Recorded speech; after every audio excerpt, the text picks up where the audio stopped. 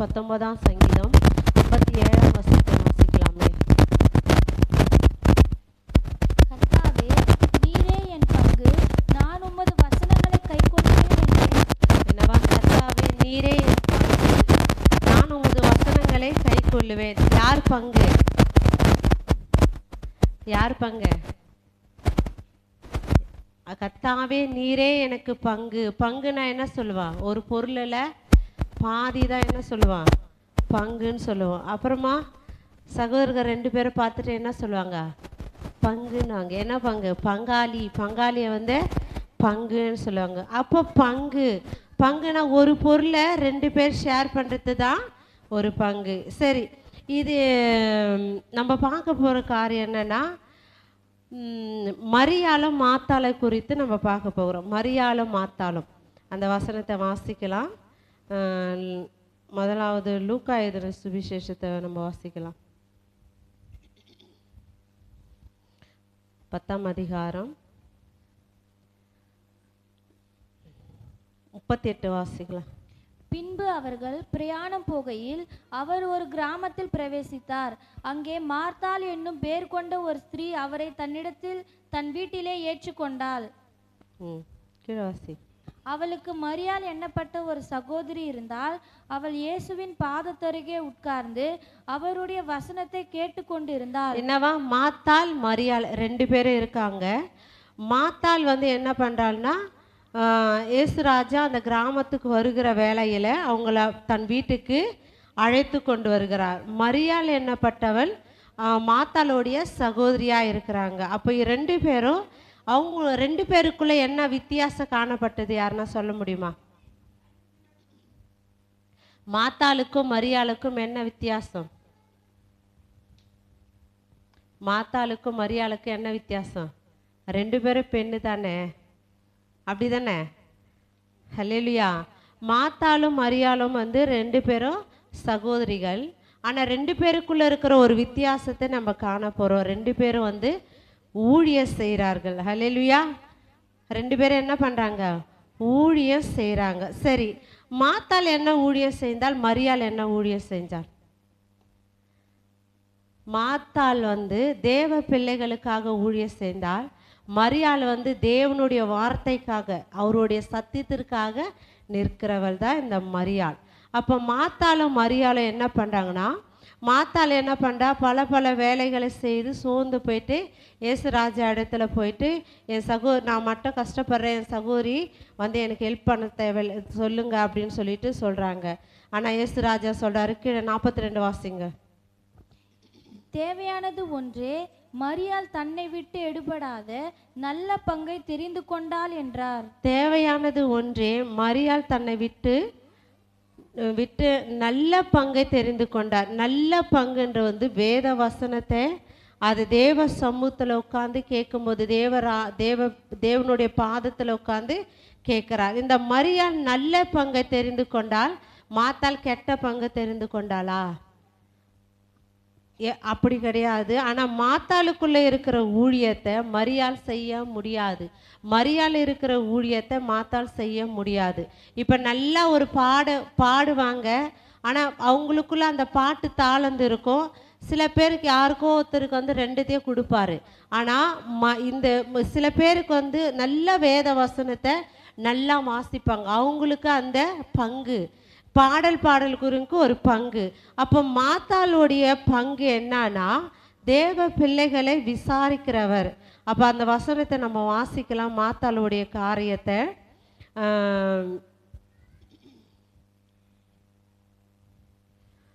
மாத்தாள் என்ன செய்கிறார் அப்படின்னு சொல்லிட்டு நம்ம பார்க்கலாம். லூக்கா எழுதின சுவிசேஷம் 10ஆம் அதிகாரத்தில் 38 வாசிக்கலாமே. பின்பு அவர்கள் பிரயாணம் அதுதான் வாசித்தோம். சாரி,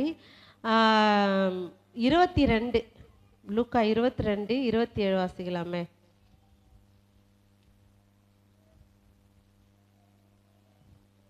அப்பொழுது மனுஷகுமாரன் மிகுந்த 27 தானம்மா? பந்தி இருக்கிறவர்களோ பணிவிடை செய்கிறவனோ எவன் பெரியவன்? பந்தி இருக்கிறவன் அல்லவா? அப்படி இருந்தும் நான் உங்கள் நடுவிலே பணிவிடைக்காரனை போல் இருக்கிறேன். என்னவா? பந்தி இருக்கிறவன் பெரியவனா, பந்தி விசாரிக்கிறவன் பெரியவனான்னு சொல்லிட்டு இங்க இயேசுராஜா வந்து ஒரு கேள்வியை கேட்குறாங்க. இப்ப மாத்தாள் என்ன பண்ணா? பந்தியை ஆயத்தப்படுத்துகிறார், போஜனத்தை ஆயத்தப்படுத்துகிறார். அப்போ அது என்ன தேவன் சொல்றாரு? அவர் என்ன சொல்றாரு? நான் பந்தி இருப்பவன் பணிவிடக்காரனா பெரியவனா? பந்தி இருக்கிறவன் அல்லவா? அப்படி இருந்தா நான் உங்கள் நடுவில் பணிவிடைக்காரனா இருக்கிறேன். அப்போ மாத்தாள் பணிவிடை செய்கிறவள், மாத்தாள் பந்தியை விசாரிக்கிறவன், மாத்தாள் பந்திக்கு வந்து தேவையானதை கொடுக்கிறவர். அப்போ இயேசுராஜா என்ன சொல்றாருன்னா பணிவிடைக்காரராக சொல்றாங்க. அப்போ மாத்தாளும் என்ன பண்றாருன்னா ஒரு தேவ பிள்ளைகளை அவங்களுக்கு தேவையானதை எல்லாம் செய்கிறவர், நல்லா உழைக்கக்கூடியவர். இப்போ ஒரு வீட்டில் ஒரு வேலை செய்யணும்னா நல்லா பலன் இருக்கும். ஒரு சமையல் பண்ணனா ஒவ்வொருத்தருக்கும் ஒவ்வொரு மாதிரியாக டேஸ்ட்டு பிடிக்கும். அதெல்லாம் பார்த்து செய்யறதுக்கு ஒரு நாணம் தேவை. நாணம் உள்ளவர் தான் இதை கரெக்டாக செய்ய முடியும். அப்போ இதை செய்யறதுக்கு கூட ஒரு அபிஷேகம் தேவை. இது ஒரு ஊழியம், இது ஒரு பங்கு. மாத்தாளுக்குள்ளே இருக்கிற ஒரு பங்கை வந்து மரியாள் செய்ய முடியுமானா என்னோட கருத்து முடியாது. ஆனால் மரியாளுக்கிட்ட இருக்கிற மரியாள் வந்து என்ன பண்ண? தேவ சமூகத்தில் உட்காந்து தேவனுடைய அந்த வார்த்தையை உன்னிப்பாக கேட்குற ஒரு ஆவி கொண்டவள். அந்த வார்த்தை மாத்தாள் கேட்க முடியுமானா எனக்கு தெரிஞ்சது கேட்க முடியுமானா முடியாது. ஏன்னா அவங்கவுங்களுக்கு என்னென்ன வேலை செய்ய ஆண்டவர் அழைச்சிருக்கிறா அந்த வேலை மட்டும் தான் செய்வாங்க. ஆனால் எக்ஸ்ட்ரா வேலைலாம் அவங்களால வந்து செஞ்சு கொள்ள முடியாது. இன்றைக்கி அநேக பேர்கள் என்ன பண்ணாங்கன்னா எதிர் வீட்டில் இருக்கிறவங்க, பக்கத்து வீட்டில் இருக்கிறவங்க, தூர தேசத்தில் இருக்கிற சொந்தங்கள் இருக்கிற இடத்துலலாம் அவங்கெல்லாம் இப்படி இருக்கிறாங்களே, அவங்கெல்லாம் இப்படி பண்ணுறாங்களே, இவங்கெல்லாம் இப்படி வாழ்கிறாங்களேன்னு என்று சொல்லி நம்ம அந்த வாழ்க்கையை குறித்து நம்ம தியானிக்கிற வேலையில் நாமும் அந்த பங்கு நம்மளுக்கு கிடையாது. நம்மளுக்கு தேவன்னா வைத்திருக்கிறாரு. எனக்கு இதை தான் செய்ய வரும், எனக்கு இப்படி தான் பண்ண தெரியும், எனக்கு ஆண்டவர் கொடுத்துருக்கிற இவ்வளோதான், இதுக்கு மிஞ்சி எனக்கு தெரியாது அப்படின்னு சொல்லிட்டு நம்ம இருக்கிற வேலையை கர்த்தர் யாருக்கு எதை கொடுக்குறாரோ அதை மட்டும்தான் செய்ய முடியும். ஆனால் அவங்கள போல் நான் மாறணும், அவங்கள போல் தியாகமாக இருக்கணும்னா முடியாது. மாத்தாளுக்கும் மரியாளுக்கும் இருக்கிற வித்தியாசம், தேவனுடைய பிள்ளைகளை விசாரிப்பதற்காக மாத்தாள் அழைக்கப்பட்டவள், மரியாள் தேவனுடைய வசனத்திற்காக வாழத்தக்கவளாய் அழைக்கப்பட்டவர்கள். அப்போ இருவரும் வேற வேற ஒரு பங்கை வந்து கர்த்தர் கொடுத்திருக்கிறார். ஏன் மாத்தாள் செய்யும் போது மரியாளுக்கு ஆசை இருந்திருக்கதா? நானும் போய் ஒரு போஜனத்தை ஆயத்தப்படுத்தணும். ஏன்னா போஜனத்தை வாழ்த்துதலை கொடுக்கும். ஒரு மனுஷன் ஒரு போஜனத்தை புசிக்கும் போது அந்த போஜனம் எப்படி இருக்கிறதுன்னு சொல்லிட்டு அவங்க மனதார வாழ்த்துவாங்க. அப்போ அவளுக்கு செய்ய தெரியாதா? ஆனால் அவளுக்குள்ளே இருந்த ஆவி ஏவுதலைன்னா வசனத்தை கேட்கணும், கர்த்தருடைய சமூகத்தில் உட்காரணும், மரியாளுடைய வாஞ்சே. ஆனால் மாத்தாள் தேவனுடைய பிள்ளைகளை விசாரிக்கணும், அவங்களுக்கு நான் வயிறார சாப்பாடு கொடுக்கணும் என்று சொல்லிட்டு அவளுக்குள்ளே இருக்கிற வாஞ்சே. அப்போ இருவருக்கும் ஒரு பங்கை வந்து நியமித்து வைத்திருக்கிறார் தேவன். அதனால் நாமக்குள்ளே என்ன இருக்கிறதோ அது மாத்திரம் நம்மளுக்கு போதும் என்ற மனதுடன் நம்ம வாழ்வதற்கு தேவன் வந்து நம்மளுக்கு நல்ல ஒரு பங்கை கொடுக்கிறார். இன்றைக்கி நம்ம தேவ சபையில் இருக்கிறோம். தேவன் ராஜ்யத்திற்கென்று யார் யாருக்கு என்னென்ன அழைக்கப்பட்டு இருக்கிறதோ, யார் யார் என்னென்ன செய்ய தேவ சித்தம் கொண்டு இருக்கிறோ அதை மாத்திரம்தான் நம்மளால் செய்ய முடியும். எக்ஸ்ட்ராலாம் நம்மளால் செய்ய முடியும். நம்ம அதை செஞ்சோம்னா அதை சொதப்பி எடுத்துடுவோம். அந்த வார்த்தைக்கு நம்ம கீழ்பட்டு செஞ்சும்போது தேவன் கொடுத்திருக்கிற அபிஷேகத்தில் இந்த வார்த்தைக்கு இந்த மகள் இப்படி கீழ்ப்படிவானா அது ஒரு அபிஷேகம், இந்த வார்த்தைக்கு இந்த மகள் கீழ்ப்படிய மாட்டாலும் அது ஒரு அபிஷேகம். அப்போ தேவன் கொடுக்கிற வார்த்தைக்கு, தேவன் கொடுக்கிற பங்குக்கு மாத்திரதான் தேவ பிள்ளைகள் வாழ முடியும். அதற்கு ஆசைப்பட்டாலோ எக்ஸ்ட்ரா ஆசைப்பட்டாலும் அதை செய்ய முடியாது. அதனால் மாத்தாளுக்குள்ளே இருக்கிற காரியம், மரியாளுக்குள்ளே இருக்கிற காரியம், ரெண்டு பேரும் ஒரே காரியத்தை ஒரு சமயத்தில் நிறுத்துவார்கள். அவங்க சகோதரர்கள் மறித்துட்டு இருக்கிற போது தேவன் வந்து தேவனோட சமூகத்தில் பேசுவாங்களா? அதை எடுக்கலாமே. யோவான் சுவிசேஷம்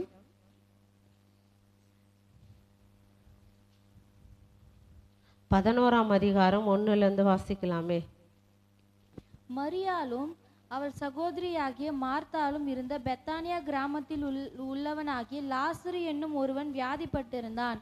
கர்த்தருக்கு பரிமள தைலம் பூசி தன் தலைமயிரினால் அவருடைய பாதங்களை துடைத்தவள் அந்த மரியாளே. அவளுடைய சகோதரனாகிய லாசரு வியாதியாயிருந்தான். அப்பொழுது அவனுடைய சகோதரிகள், ஆண்டவரே, நீர் சிநேகிக்கிறவன் வியாதியாய் இருக்கிறான் என்று சொல்ல அவரிடத்திற்கு ஆள் அனுப்பினார்கள். இது அப்படியே நம்ம வாஸ்தினே வந்தா மாத்தாள மரியாளுடைய சகோதரன் வியாதிப்பட்டு இருப்பான். இயேசு ராஜா கிட்ட ஆள் அனுப்பி என் சகோதரன் வியாதியா இருக்கிற நீங்க வாங்கன்னு சொல்லுவாங்க. ஆனா அவர் வரமாட்டாரு, அங்கே தங்கிடுவாரு. ஆனால் இயேசு ராஜா மீண்டுமாய் அந்த இடத்துல வரும்போது அந்த காரியத்தை நடக்கும். அந்த காரியத்தை மாத்திரம் வாசிக்கலாம். 20 வாசிங்க. இயேசு வருகிறார் என்று மார்த்தார் கேள்விப்பட்ட போது அவருக்கு எதிர்கொண்டு போனாள். மரியாளோ வீட்டிலே உட்கார்ந்திருந்தாள். என்னவா, இயேசு ராஜா அந்த கிராமத்துக்கு வரார் என்று மார்த்தாள் கேள்விப்பட்ட போது அவருக்கு எதிர்கொண்டு போய் மரியாள் வீட்டில் உட்கார்ந்திருந்தாள். அப்புறம் கீழே வசனத்தை வாசிக்கலாமே. மார்த்தாள் இயேசுவினிடத்தில் வந்து, ஆண்டவரே, நீர் இங்கே இருந்தீரானால் என் சகோதரன் மரித்திருக்க மாட்டான். இப்பொழுதும் நீர் தேவனிடத்தில் கேட்டுக்கொள்ளுகிறது எதுவோ அதை தேவன் உமக்கு தந்தருளுவார் என்று அறிந்திருக்கிறேன் என்றாள். இயேசு அவளை நோக்கி, உன் சகோதரன் உயிர் தெழுந்திருப்பான் என்றான். அதற்கு மரியாள், உயிர் தெழுதல் நடக்கும் கடைசி நாளிலே அவனும் உயிர் தெழுந்திருப்பான் என்று அறிந்திருக்கிறேன் என்றாள். இயேசு அவளை நோக்கி, நானே உயிர் தெழுதலும் ஜீவனுமாய் இருக்கிறேன். என்னை விசுவாசிக்கிறவன் மரித்தாலும் பிழைப்பான். உயிரோடு இருந்து என்னை விசுவாசிக்கிறவன் எவனும் என்றென்றைக்கும் மறியாமலும் இருப்பான். போதும்.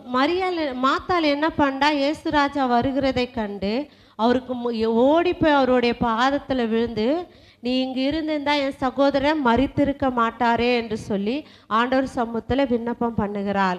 அப்போ இயேசு ராஜா என்ன சொல்றாருன்னா, நீ அவளே சொல்றா, தேவனிடத்தில் எதை கேட்டாலும் அது கொடுப்பேன் என்று சொல்லுகிறார். ஆனா மாத்தாளுக்குள்ள இருக்கிற வாஞ்சை, மாத்தாளுக்குள்ள இருக்கிற வைராகியம், இயேசு ராஜா நீங்க இருந்திருந்தா என் சகோதரன் மரித்திருக்க மாட்டாளே என்று சொல்லிட்டு முதலாவது யாரு பார்க்கலாம்னா மாத்தாளு தான் என்ன பண்றாரு, இயேசுராஜாவே பார்க்குறாங்க. மரியாள் வீட்டில் தான் இருக்காங்க. ஆனால் மாத்தாள் தான் வீட்டுக்கு விருந்துக்கு இயேசுராஜாவை அழைத்து கொண்டாங்க. மரியாள் வீட்டில் தான் இருப்பாங்க. ஆனால் மாத்தாள் தான் இயேசுராஜாவை பார்க்குறாங்க, இயேசுராஜா கிட்ட பேசுகிறாங்க. அவங்களோட ஊழியத்தை அவங்க கரெக்டாக செய்கிறாங்க. மரியாள் என்ன பண்ணுறாங்கன்ட்டு அந்த வசனத்தை வாசிக்கலாமே. மரியாள் குறித்து 32. இயேசு இருந்த இடத்தில் மரியாள் வந்து அவரை கண்டவுடனே அவர் பாதத்தில் விழுந்து, ஆண்டவரே, நீர் இங்கே இருந்தீரானால் என் சகோதரன் மரித்திருக்க மாட்டான் என்றாள். என்னவா, மாத்தாலும் அதை தான் சொல்ற, மரியாளும் அதை தான் சொல்ற. 2 பேருக்குள்ள ஒரே ஆவி செயல்படுதுன்னா 2 பேருக்குள்ள இருக்கிறது இந்த இடத்துல தேவனை நோக்கி கூப்பிடுகிற போது ஒருமனப்பட்டவர்களா அவங்க கூப்பிடுகிறாங்க. ஆனா மாத்தாளுடைய பங்கு வேற, மரியாளுடைய பங்கு வேற. என்ன மாத்தாளுடைய பங்கு, என்ன பங்கு? மாத்தாளுடைய பங்கு என்ன? பந்தி விசாரிக்கிறவங்க அந்த ஊழியத்தை பங்கு. மரியாளுடைய பங்கு தேவ வசனத்தை தேவனுடைய பாதத்தில் உட்காந்து கேட்குற பங்கு. அந்த ஊழியத்தை மாத்திரம் சொன்னாங்க. ஆனால் ஒரு காரியத்துக்காக ஒரு மண்டம் பட்டு செபிக்கிற வேலை 2 பேரும் வாயிலும், நீ இங்கே இருந்தால் என் சகோதரர் மரித்திருக்க மாட்டார் அப்படின்னு சொல்லிட்டு 2 பேருமே ஒரே விண்ணப்பத்தை வைக்கிறார்கள். அது எப்படி நடக்கும்? ஒருமனப்பட்டு சபையில் நம்ம வந்து செபிக்கிற வேலையில் அந்த ஜெபத்தை கர்த்தர் கேட்டு அந்த விண்ணப்பத்துக்கு பதில் கொடுக்க வல்லவராய் இருக்கிறார். அப்போ நம்ம ஒருமனப்பட்டவர்களை சபையில் கேட்குற காரியத்திற்கு கர்த்தர் பதில் கொடுப்பார். ஆனால் மரியாள் கேட்டது, மாத்தாள் கேட்டதற்கு அவர் கண்ணீர் விடவில்லை. ஆனால் மரியாள் கேட்டதற்கு கண்ணீர் விட்டாரியே. மாத்தாள் வந்து தேவ பிள்ளைகளுக்காக பணிவிட செய்கிறவள். அவ தேவ பிள்ளைகளுக்கான தேவையானதை எல்லாம் பூர்த்தியாய் நடத்துகிறார். மரியாள் தேவனுடைய வசனத்தை தேவனுடைய பாதத்துல இருந்து விசுவாசத்தை காத்து கொண்டவர். உனக்கு எங்க விசுவாசம் என்று சொல்லி தேவன் அவரே பார்த்து கணுகிறார். அதை தான் சொல்றாரு. அந்த கடைசி வசனத்தை வாசிக்கலாமே, வாசித்துட்டு இங்கே வரலாமே. நல்ல பங்கு தெரிந்து கொண்டார். 42 லூக்கா எழுதின சுவிசேஷம். தேவையானது ஒன்றே, மரியாள் தன்னை விட்டு எடுபடாத நல்ல பங்கை தெரிந்து கொண்டார். என்னவன் நல்ல பங்கு தெரிந்து கொண்ட மரியாள் இடத்துல இந்த வார்த்தை கேட்ட உடனே தேவன் என்ன பண்ணார்? கண்ணீர் விட்டார். ஏன்னா நல்ல பங்கு தெரிந்து கொண்டாலும் மரியாள் என்று சொல்லி அவளுக்கு சர்டிஃபிகேட் கொடுக்குறாரு. ஆனால் மாத்தாலோ, நீ ஏன் பல பல வேலையை குறித்து நீ கவலைப்படுகிற, தேவையானது ஒன்றே என்று சொல்லிட்டு அவருக்கு போதிப்பார். ஆனால் மரியாதை குறித்து மாத்திரம் சொல்ற, நீ நல்ல பங்கு தெரிந்து கொண்டாய். அப்போ நல்ல பங்கு தெரிந்து கொண்டவருக்கு அழ வராதா? அவங்க விழ மாட்டாங்களா? அவங்க சோர்ந்து போக மாட்டாங்களா? அவங்களுக்கு பலவீனம் வராதா? நிச்சயமாய் வரும். ஆனால் தேவன் பலப்படுத்துகிற தேவன். அவங்க ரெண்டு பேரு கேட்ட கேள்விக்கு வாசிக்கலாமே, அவர் என்ன எப்படி பண்ணாருன்னு சொல்லிட்டு 34. அவனை எங்கே வைத்தீர்கள் என்றார். ஆண்டவரே, வந்து பாரும் என்றார்கள். இயேசு கண்ணீர் விட்டார். அப்பொழுது யூதர்கள், இதோ இவர் அவளை எவ்வளவாய் சிநேகித்தார் என்றார்கள். அவர்களில் சிலர், குருடருடைய கண்களை திறந்த இவர் இவனை சாகாமல் இருக்க பண்ணவும் கூடாதா என்றார்கள். அப்பொழுது இயேசு மறுபடியும் தனக்குள்ளே கலங்கி கல்லறையினிடத்திற்கு வந்தார். அது ஒரு குகையாய் இருந்தது. அதன் மேல் ஒரு கல் வைக்கப்பட்டிருந்தது. இயேசு, கல்லை எடுத்து போடுங்கள் என்றார். மரித்தவனுடைய சகோதரியாகிய மார்த்தாள் அவரை நோக்கி, ஆண்டவரே, இப்பொழுது 4 நாள் ஆயிற்றே என்றாள். இயேசு அவளை நோக்கி, நீ விசுவாசித்தால் தேவனுடைய மகிமையை காண்பாய் என்று நான் உனக்கு சொல்லவில்லையா என்றார். அப்பொழுது மரித்தவன் வைக்கப்பட்ட இடத்திலிருந்து கல்லை எடுத்து போட்டார்கள். இயேசு தம்முடைய கண்களை ஏறெடுத்து, பிதாவே, நீர் எனக்கு செவி கொடுத்தபடியினால் உம்மை ஸ்தோத்தரிக்கிறேன். நீர் இப்பொழுதும் எனக்கு செவி கொடுக்கிறீர் என்று நான் அறிந்திருக்கிறேன். ஆனாலும் நீர் என்னை அனுப்பினதை சூழ்ந்து நிற்கும் ஜனங்கள் விசுவாசிக்கும்படியாக அவர்கள் நிமித்தம் இதை சொன்னேன் என்றார். இவைகளை சொன்ன பின்பு, லாசருவே, வெளியே வா என்று உரத்த சத்தமாய் கூப்பிட்டார். என்னவா? மரித்து 4 நாளான மனுஷனை என்ன பண்றாரு? கூப்பிடுறாரு. ஆனா மாத்தாள் என்ன சொல்றாரு? நாருமே.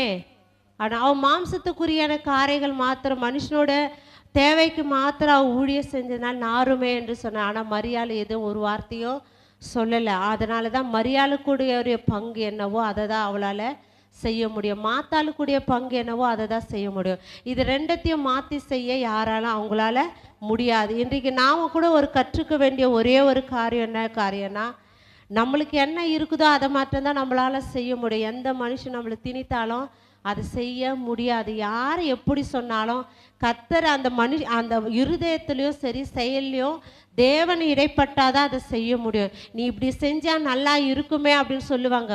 ஆனால் அதை செய்யறதுக்கு கூட தேவ பலனே தேவை. எத்தனையோ பேர் எதிர்பார்ப்பாங்க, அந்த மனைவி போல எனக்கு மனைவி அமையலையே என்று சொல்லி கேட்பாங்க. அந்த கணவனை போல என் கணவன் அமையலையே என்று சொல்லிட்டு எதிர்பார்ப்பாங்க. ஆனால் கர்த்தர் நம்மளுக்கு கொடுத்துருக்கிறத மாத்திரம்தான் அதை நம்மளால் நிறைவேற்ற முடியும். இதுக்கு மிஞ்சி நம்ம ஆசைப்பட்டாலும் அது நம்மளுக்கு கிடைக்க வாய்ப்பே இல்லை. ஆனால் கர்த்தரிடத்துல தேவ சமாதானத்தை கொடுக்கிற தேவனாக இருக்கிறார். அப்போ மாத்தாளுடைய ஊழியமும் மரியாளுடைய ஊழியமும் என்னன்னா பங்கு, அவங்களுக்கு கொடுத்திருக்கிற பங்கு. மாத்தாளுடைய ஊழியம் தேவ வசன மாத்தாளுடைய ஊழியம் தேவ பிள்ளைகளை விசாரித்து நடத்தக்கூடிய அந்த பங்கை மாத்திரம்தான் அவளால் செய்ய முடியும். ஆனால் மரியாள் ஊழியம் தேவனுடைய பாதத்தில் வந்து தேவனுடைய வசனத்தை கேட்டு தன்னை விட்டு கொடுக்குறவ. அவள் தலை முடியாது அப்படியே நமக்கு அதை பார்த்தோம்னா அவள் பாவியான ஸ்திரீ என்று சொல்லிட்டு கூட பார்க்கலாம். அவள் என்ன பண்ணுறா, இயேசுராஜாவை அடக்கம் பண்ண போகும்போது அவள் பரிமள தைலத்தை உடைத்து அவருடைய பாதத்தை தொடச்சி அவள் அடக்கம் பண்ணுறதுக்கு கொண்டு போய் செலுத்துக்கிறார். நம்ம கிட்ட இருக்குது என்னவோ அதை மாத்திரம் தான் நம்மளால செய்ய முடியும் என்று சொல்லிட்டு நம்ம பார்க்குறோம்.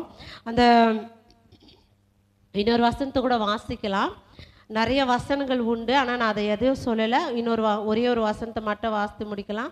சங்கீதம் பங்கு, நம்மளுக்கு வைத்திருக்கிற பங்கு. சங்கீதம் 16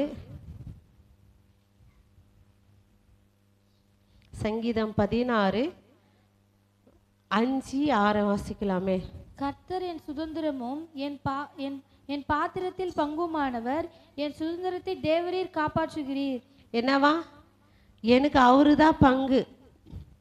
இந்த உலகத்தில் எந்த மனுஷனா எந்த சொந்தமாக எனக்கு பங்காக கிடைக்க முடியாது. எந்த ஒரு சூழ்நிலை இருந்தாலும், நம்ம எந்த ஒரு நெருக்கடி இருந்தாலும் அவரு தான் நம்ம பக்கத்தில் வந்து நம்மளை விசாரிக்கிறவராக இருக்கிற. நேர்த்தியான இடங்களிலும் எனக்கு பங்கு கிடைத்தது அப்படின்னு சொல்லிட்டு நம்ம சொல்லுகிறார்கள். கீழே வசனத்தை கூட 6 வாசிக்கலாமே. நேர்த்தியான இடங்களில் எனக்கு பங்கு கிடைத்தது, ஆம், சிறப்பான சுதந்திரம் எனக்கு உண்டு. என்னவா? எனக்கு நேர்த்தியான இடத்துல ஒரு பங்கு கிடைத்திருக்குது. என் வாழ்க்கை இவ்வளோதான், என் ஹைட்டு இவ்வளோதான், என் அழகு இவ்வளோதான், என் நிறம் இவ்வளோதான், என் பாடி சைஸ் இவ்வளோதான், இதுக்கு மிஞ்சி நம்ம என்னதான் பிரயாசப்பட்ட குண்டாக இருக்கும் நல்லா ஒல்லியாகனாலும்ட்டு பிரயாசப்பட்டு எவ்வளோதான் செஞ்சாலும் அது முடியாது. ஒல்லியாக இருக்கிறவங்க குண்டாகிறதுக்கு பிரயாசப்பட்டாலும் அது முடியாது. நம்மளுக்கு என்ன வச்சிருக்கிறாரோ தேவன் அதுதான். அதுக்கு மிஞ்சி நம்ம ஆசைவும் படக்கூடாது. அது நிமித்தம் நம்ம எதையும் பண்ணுங்க, எனக்கு இதை தான் முடியும், இதை தான் என்னால் செய்ய முடியும், எனக்கு ஆண்டவர் இதை தான் கொடுத்துருக்கிறார். மரியாள் மாத்தாளை போல அவங்கவுங்களுக்கு வச்சிருக்கிற ஓட்டத்தை அவங்க ஜெயத்துடன் ஓடி முடிக்க தேவ சமூகத்தில் உட்காந்து கேட்குறதே போல் நம்ம வாழ்க்கைக்கு ஆண்டவர் நம்மளுக்கு கொடுத்துருக்கிற வாழ்க்கைக்கு இவ்வளோ சம்பளம், எங்கள் வீட்டில் இவ்வளோ சம்பளம் இருக்கிறது, இந்த சம்பளத்துக்கு ஏற்ற மாதிரி தான் என்னால் குடும்பம் பண்ண முடியும், என் வீட்டில் இவ்வளோ வருமானம் தான் இருக்கிறது, இந்த வருமானத்தை வைத்து நான் எப்படி சேஃப்டி பண்ணலான்னு என்று சொல்லிட்டு தான் அதில் இருந்து தான் நம்ம எடுக்க முடியுமா தவிர அதுக்கு மேலாக நம்மளால் எடுக்க முடியாது. எந்த மனுஷனை திணித்தாலும் அது வராது.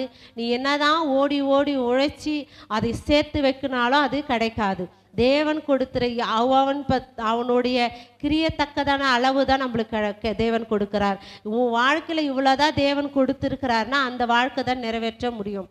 அதற்கு மேலாக ஆசைப்பட்டாலும் கிடைக்காது. அப்போ மாத்தாளுடைய பங்கு என்ன, மரியாளுடைய பங்கு என்ன? மாத்தாளுடைய பங்கு தேவ பிள்ளைகளை விசாரிக்கிறதுக்கு அவங்க உழைக்கிறார்கள், அந்த மாம்சத்தை பலியாய் உழைத்து தருகிறார்கள். மரியாள் என்ன பண்றார், தேவ சமூகத்தில் வசனத்தை கேட்டு தன்னை பலியாக ஒப்பு கொடுக்கிறார். 2 பேரும் பலியாகிறாங்க. அப்போ 2 பேரும் செய்கிற காரியம் தேவனுக்கு பிரியமானது, கண்டிப்பாக பிரியமானது. தேவ பிள்ளைகளை விசாரிப்பதற்கு அதுக்கு தேவையான அந்த ஒரு பங்கை பெறுவதற்கு ஒரு அபிஷேகம் தேவை. ஆனால் தேவ வசனத்தை கேட்டு அதுக்காக வாழத்தக்கதான வசனத்தை தேவை. அதனால நம்ம தெரிந்து கொள்ள வேண்டிய விஷயங்கள் என்னன்னா, உங்களுக்கு கொடுத்துருக்கிற பங்குல மட்டும்தான் உங்களால் நிற்க முடியும். இதுக்கு மேலே நம்மளால வர முடியாது. கர்த்தர் அவருடைய கரத்தில் இருக்கிற அவருடைய கரம் நம்மளை தாங்குகிறது, அவருடைய கரம் நம்மளை நடத்துகிறது, அவருடைய கரத்தின் கீழே இருக்க நம்ம கிரிகளாக இருக்கிறோம். அதனால் முழு இருதயத்தோடு ஆண்டவரே எனக்கு கொடுத்திருக்கிற பங்கை நாங்கள் செய்வதற்கு எங்களுக்கு பலனை கொடுங்க, உற்சாகத்தை கொடுங்க. இதை மாத்திரம் கேட்கலாம், எனக்கு பலனை கொடுங்க, உற்சாகத்தை கொடுங்க, இன்னும் நாங்கள் அதிகமாக செயல்பாடுக்குள்ளே ஓடுறதுக்கு எங்களுக்கு கிருபை கொடுங்கன்னு மாத்திரம் கேட்கல. இல்லை நான் அவங்களா போல செய்யணும், அவங்களுடைய நான் அதிகமாக செய்யணும் அப்படின்னு செய்ய முடியாது. எந்த சின்ன சின்ன விஷயத்தை கூட நீங்கள் செஞ்சினா கூட உனக்கு எவ்வளோ தேவன் கொடுத்துருக்கிறார பங்கோ. அதாவது சொல்லுவார், எகிப்தில் இஸ்ரவேல் ஜனங்களை கொண்டு வரும்போது அவங்க என்ன பண்ணுவாங்க, அந்த வனாந்தரத்தில் அந்த மண்ணாவை சேர்ப்பாங்க. அந்த ஓய்வு நாளில் முன்னாடி அதை சேர்த்து வைக்க சொல்கிறாங்க. அவங்க எவ்வளோதான் சேர்த்தா அந்த அளவு தான் கொடுக்குது. அப்போ அந்த பங்கு தான் நம்மளுக்கு தேவன் கொடுத்துருக்கிறார். நம்ம இந்த வார்த்தைக்காக ஒப்பு கொடுக்க, எனக்கு கொடுத்துருக்கிற வார்த்தை ஆண்டவரே, கண்களை மூடி நம்ம செபிக்கலாமே. பரம தேவனே, பரிசுத்த ஆவியானவரே, எங்களுக்கு கொடுத்திருக்கிற பங்கை நாங்கள் பெற்று